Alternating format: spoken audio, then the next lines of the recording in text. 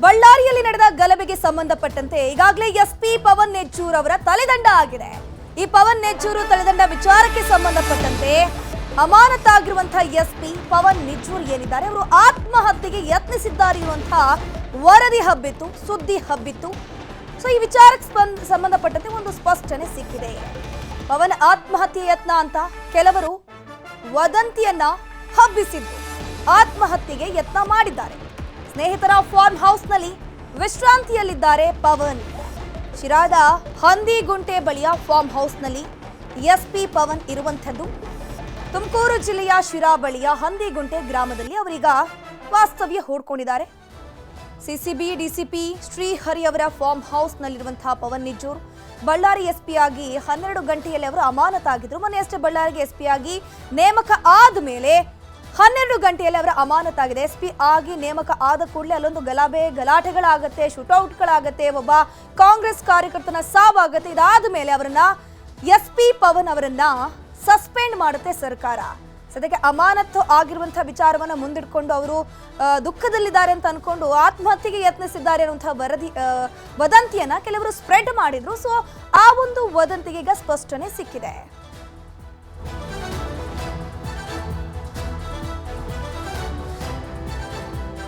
ಇದ್ರ ಬಗ್ಗೆ ಹೆಚ್ಚಿನ ಮಾಹಿತಿ ನೀಡ್ತಾ ಹೋಗ್ತಾರೆ ನಮ್ಮ ಪ್ರತಿನಿಧಿ ಮಂಜುನಾಥ್ ಲೈವ್ ನಲ್ಲಿ ಜಾಯಿನ್ ಆಗಿದ್ದಾರೆ. ಮಂಜುನಾಥ್, ಸದ್ಯಕ್ಕೆ ಪವನ್ ಆತ್ಮಹತ್ಯೆ ಮಾಡ್ಕೊಂಡಿರುವಂತ ಒಂದು ಸುದ್ದಿ ಹರಿದಾಡಿತ್ತು.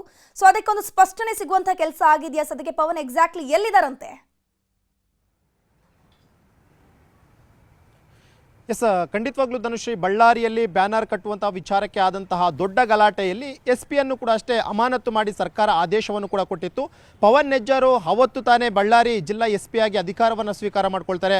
ಸಂಜೆ ವೇಳೆಗೆ ಅಧಿಕಾರ ಸ್ವೀಕಾರ ಮಾಡ್ಕೊಂಡಿದ್ದ ಅಂತ ಬಳಿಕ ರಾತ್ರಿಯ ವೇಳೆಗೆ ಒಂದು ಇನ್ಸಿಡೆಂಟ್ ಆಗುತ್ತೆ. ಆದರೆ ಇನ್ಸಿಡೆಂಟ್ ಆದಂತಹ ವೇಳೆಯಲ್ಲಿ ಅವರು ಸರಿಯಾದ ಸಮಯಕ್ಕೆ ಅಲ್ಲಿ ಸ್ಪಾಟ್ಗೆ ರೀಚ್ ಆಗಿರಲಿಲ್ಲ ಮತ್ತು ಸಲ್ಗೆ ಬಂದರೂ ಕೂಡ ಅಷ್ಟೇ ಕರ್ತವ್ಯ ಲೋಪವನ್ನು ಎಸಗಿದ್ದಾರೆ ಅನ್ನುವಂಥ ಒಂದು ಆಧಾರದ ಮೇಲೆ ಅವರನ್ನು ಅಮಾನತು ಮಾಡಿ ಒಂದು ಆದೇಶವನ್ನು ರಾಜ್ಯ ಸರ್ಕಾರ ಹೊರಡಿಸಿತ್ತು. ಇದರ ಬೆನ್ನಲ್ಲಿ ಇವತ್ತು ಒಂದು ಸುದ್ದಿ ಕೂಡ ಅಷ್ಟೇ ಹರಿದಾಡಿತ್ತು. ಪವನ್ ನೆಚ್ಚೂರ್ ಅವರು ಟ್ಯಾಬ್ಲೆಟ್ಸ್ ಅನ್ನು ನುಂಗಿ ಆತ್ಮಹತ್ಯೆಗೆ ಯತ್ನ ಮಾಡಿದ್ದಾರೆ ಅಂತ ಹೇಳ್ಬಿಟ್ಟು.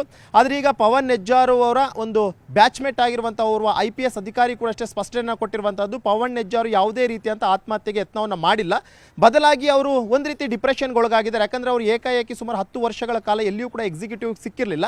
ಎಲ್ಲೋ ಒಂದು ಕಡೆ 11ನೇ ವರ್ಷದಲ್ಲಿ ಎಕ್ಸಿಕ್ಯೂಟಿವ್ ಪೋಸ್ಟ್ ಸಿಕ್ಕಂತ ವೇಳೆಯಲ್ಲಿ ಕೇವಲ 12 ಗಂಟೆಗಳ ಅವಧಿಯಲ್ಲಿ ಅಮಾನತಾಗಿರುವಂಥ ಕಾರಣಕ್ಕೋಸ್ಕರ ಒಂದು ರೀತಿ ಡಿಪ್ರೆಷನ್ಗೆ ಒಳಗಾಗಿದ್ದಾರೆ. ಆ ಒಂದು ಕಾರಣಕ್ಕೋಸ್ಕರ ನನ್ನದೇ ಆದಂಥ ಒಂದು ಫಾರ್ಮ್ ಹೌಸ್ನಲ್ಲಿ ಅವ್ರನ್ನ ಇಟ್ಕೊಂಡಿದ್ದೀನಿ, ಇಲ್ಲಿ ಅವರು ಆರಾಮಾಗಿದ್ದಾರೆ, ಯಾವುದೇ ರೀತಿಯಂತ ಆತ್ಮಹತ್ಯೆಗೆ ಅವರು ಯತ್ನವನ್ನು ಕೂಡ ಮಾಡಿಲ್ಲ, ಬದಲಾಗಿ ಇವಾಗ ರೆಸ್ಟ್ ಮಾಡ್ತಿದ್ದಾರೆ ಅನ್ನುವಂಥ ಒಂದು ಮಾಹಿತಿಯನ್ನು ಕೂಡ ಈಗಾಗಲೇ ನ್ಯೂಸ್ 18 ಕೂಡ ಕೊಟ್ಟಿರುವಂಥದ್ದು.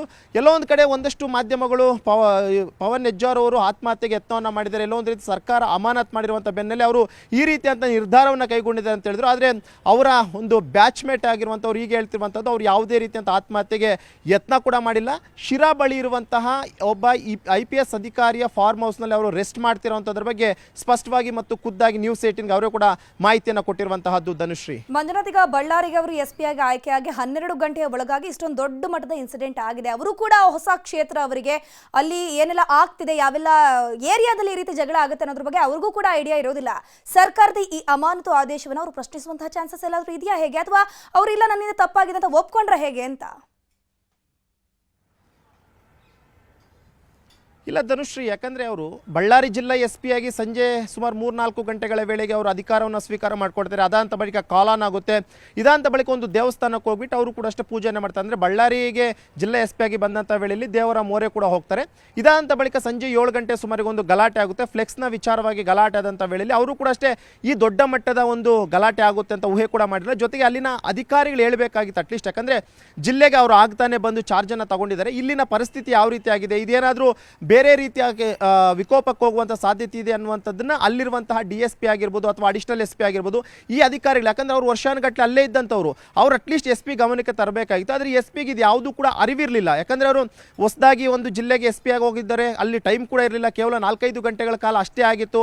ಈ ಸಂದರ್ಭದಲ್ಲಿ ಅವರು ಅದನ್ನು ತಿಳ್ಕೊಳ್ಳೋದಕ್ಕೂ ಕೂಡ ಅಷ್ಟೇ ಒಂದಷ್ಟು ಸಮಯಾವಕಾಶ ಬೇಕಾಗುತ್ತೆ. ಅಲ್ಲಿನ ಜನರಾಗಿರ್ಬೋದು, ಜನರ ಮನಸ್ಥಿತಿ ಆಗಿರ್ಬೋದು, ಅಥವಾ ಅಲ್ಲಿ ನಡೀತಿರುವಂಥ ಗಲಾಟೆ ಬಗ್ಗೆ ಆಗಿರ್ಬೋದು, ಅವ್ರಿಗೆ ಯಾವುದೂ ಕೂಡ ಊಹೆ ಇರಲಿಲ್ಲ.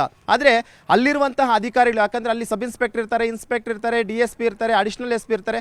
ಇವರೆಲ್ಲರೂ ಕೂಡ ಅಷ್ಟೇ ಘಟನೆ ಸ್ಥಳದಲ್ಲೇ ಇದ್ದಂತಹ ವ್ಯಕ್ತಿಗಳವರು. ಅವರು ಅಟ್ಲೀಸ್ಟ್ ಅದನ್ನು ಅವರಿಗೆ ಕನ್ವೆ ಮಾಡಬೇಕಾಗಿತ್ತಿಲ್ಲ, ಸರಿ ದೊಡ್ಡ ಮಟ್ಟದಲ್ಲಿ ಆಗ್ತಿದ್ದು ಇಮಿಡಿಯೇಟಾಗಿ ನೀವು ಹೊರಟು ಬರಬೇಕು ಅಂತ ಅವರು ಕೂಡ ಸೂಚನೆ ಕೊಡ್ಬೋದಾಗಿತ್ತು. ಯಾಕಂದರೆ ಯಾವುದೇ ಒಬ್ಬ ಜಿಲ್ಲೆಯಲ್ಲಿರುವಂಥ SP ಅವರು ಸಣ್ಣ ಫ್ಲೆಕ್ಸ್ ವಿಚಾರಕ್ಕೆ ಒಂದು ಸಣ್ಣ ಗಲಾಟೆ ಆಗ್ತಿದೆ ಅಂತ ಹೇಳಿ ಅಲ್ಲಿನ DSPನೋ ಅಥವಾ ಇನ್ಸ್ಪೆಕ್ಟ್ರೋ ಅಥವಾ DYSPನೋ ಇರ್ತಾರೆ, ಅವ್ರಿಗೆ ಹೇಳ್ಬಿಟ್ಟು ಇಮಿಡಿಯೇಟಾಗಿ ಅಲ್ಲಿ ಹೋಗಿ ಘಟನಾ ಸ್ಥಳಕ್ಕೆ ಹೋಗ್ಬಿಟ್ಟು ಅದನ್ನು ಏನಿದೆಯೋ ಅದು ನೋಡ್ಕೊಳ್ಳಿ ಅಂತ ಹೇಳ್ತಾರೆ. ಆದರೆ ಇಲ್ಲಿ ಈ ಮಟ್ಟಕ್ಕೆ ದೊಡ್ಡ ಮಟ್ಟಕ್ಕೆ ಆಗುತ್ತೆ ಅಂತ ಅವರು ಕೂಡ ಎಕ್ಸ್ಪೆಕ್ಟ್ ಮಾಡಿರಲಿಲ್ಲ. ಆದರೆ ಸರ್ಕಾರ ಕೂಡ ಈಗ ಒಂದು ಅಮಾನತಿನ ನಿರ್ಧಾರವನ್ನು ಅದನ್ನು ತೆಗೆದುಕೊಂಡಿದೆ. ಈ ನಿಟ್ಟಿನಲ್ಲಿ ಅವರು ಇವತ್ತು ಶಿರಾದಲ್ಲಿರುವಂಥ ತನ್ನ ಸ್ನೇಹಿತನ ಫಾರ್ಮ್ ಹೌಸ್ಗೆ ಬಂದಿರುವಂಥದ್ದು ಕೂಡ ಅಷ್ಟೇ ಲೀಗಲ್ನ ಬಗ್ಗೆ ಮಾತನಾಡೋದಕ್ಕೆ. ಯಾಕಂದರೆ ಅವರು ಅಧಿಕಾರ ಸ್ವೀಕಾರ ಮಾಡ್ಕೊಂಡಂಥ 12 ಗಂಟೆ ಒಳಗಾಗಿ ಸರ್ಕಾರ ಈ ರೀತಿಯಂಥ ಅಮಾನತಿನ ಆದೇಶವನ್ನು ಮಾಡಿದೆ. ಇದರಲ್ಲಿ ನಂದು ಯಾವುದೂ ಕೂಡ ತಪ್ಪಿಲ್ಲ. ನಾನು ಒಂದು ಜಿಲ್ಲೆಗೆ SP ಆಗಿ ಹೋಗಿದ್ದೀನಿ, ಅದು ಕೂಡ ಅಷ್ಟೇ 31ನೇ ತಾರೀಕಿನಂದು ರಾತ್ರಿ ವೇಳೆಗೆ ಆರ್ಡರ್ ಬರುತ್ತೆ, 1ನೇ ತಾರೀಕು ಹೋಗಿ ರಿಪೋರ್ಟ್ ಮಾಡ್ಕೊಳ್ಬೇಕು ಅಂತಾರೆ. ರಾತ್ರಿ ಕೂಡ ಅಷ್ಟೇ ಟ್ರಾವೆಲ್ ಮಾಡ್ಕೊಂಡೋಗಿ ಬಳ್ಳಾರಿಗೆ ಸುಮಾರು 350-400 ಕಿಲೋಮೀಟರ್ ಟ್ರಾವೆಲ್ ಮಾಡ್ಕೊಂಡೋಗಿ ನಾನು ಚಾರ್ಜ್ ತಗೊಂಡಿದ್ದ ಅಂತ ಬಳಿಕ ಕೆಲವೊಂದು ರೀತಿ ರೆಸ್ಟ್ ಮಾಡುವಂಥ ಸಂದರ್ಭದಲ್ಲಿ ಇಂಥ ಒಂದು ಘಟನೆ ಆಗಿದೆ.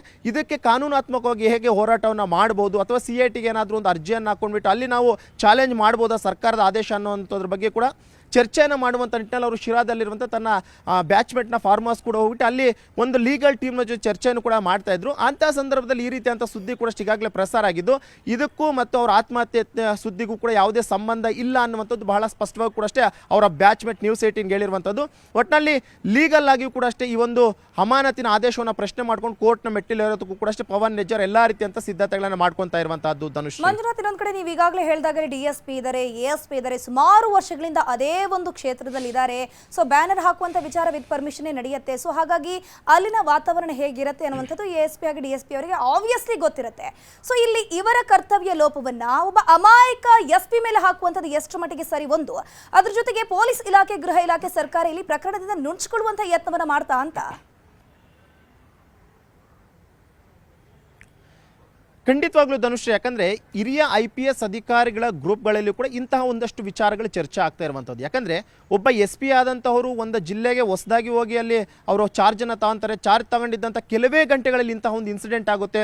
ಆ SPಗೆ ಅದು ಏನಾಗ್ತಿದೆ ಅನ್ನುವಂಥದ್ದು ಕೂಡ ಗೊತ್ತಾಗೋದಿಲ್ಲ. ಯಾಕಂದರೆ SP ಆಗ್ತಾನೆ ಹೋಗಿರ್ತಾರೆ.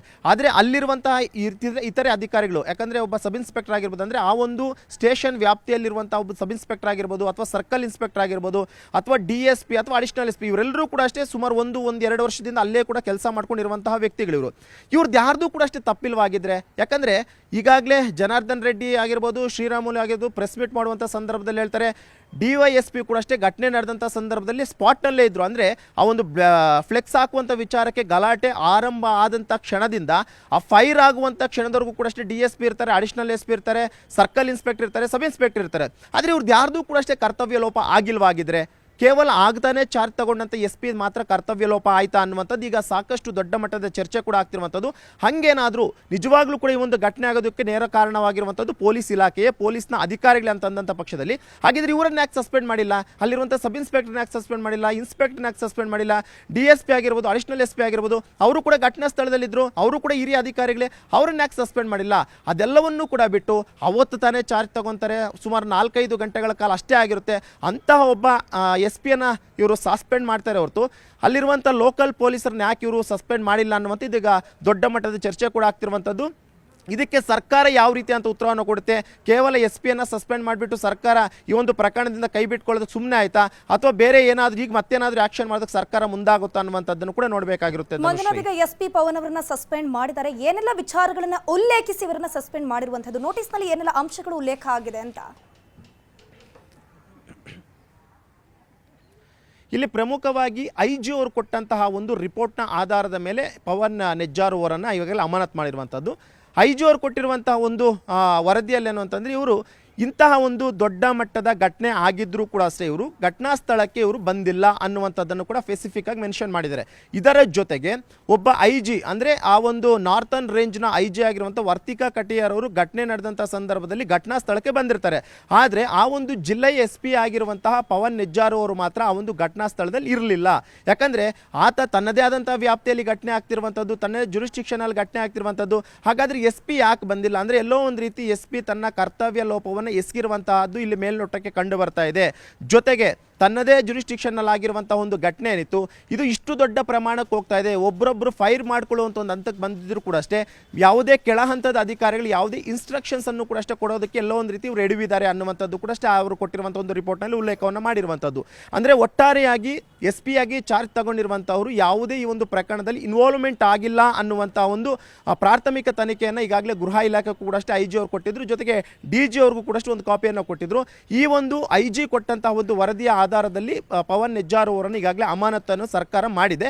ಆದರೆ ಈ ಅಮಾನತ್ ಮಾಡೋಕ್ಕಿಂತ ಅಟ್ಲೀಸ್ಟ್ ಒಂದು ಡಿಪಾರ್ಟ್ಮೆಂಟಲ್ ಎನ್ಕ್ವೈರಿಯನ್ನು ಮಾಡಬೇಕಾಗಿತ್ತು.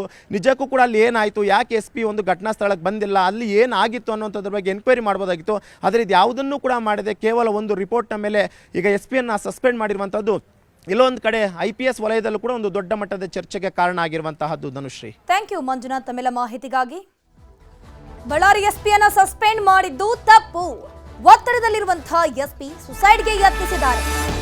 ಬೆಂಗಳೂರಿನಲ್ಲಿ ವಿಪಕ್ಷ ನಾಯಕ ಆರ್ ಅಶೋಕ್ ಹೇಳಿಕೆಯನ್ನು ಕೊಡ್ತಾ ಇದ್ದಾರೆ. ಈಗಾಗಲೇ ಈ ಪ್ರಕರಣಕ್ಕೆ ಸಂಬಂಧಪಟ್ಟಂತೆ ರಾಜಕೀಯ ತಿರುವು ಕೂಡ ಪಡ್ಕೊಳ್ತಾ ಇದೆ. ಒಂದ್ ಕಡೆ ವಿಪಕ್ಷಗಳು ಸರ್ಕಾರದ ವಿರುದ್ಧ ಮುಗಿಬೀಳ್ತಾ ಇರುವಂತಹ ಹೊತ್ತಲ್ಲಿ SP-ಯನ್ನು ಸಸ್ಪೆಂಡ್ ಮಾಡಿದಾರಲ್ಲ, ಇದು ಸಸ್ಪೆಂಡ್ ಮಾಡಿರುವಂತದ್ದು ತಪ್ಪು ಅಂತ ವಿಪಕ್ಷ ನಾಯಕ ಆರ್ ಅಶೋಕ್ ಹೇಳ್ತಾ ಇದ್ದಾರೆ.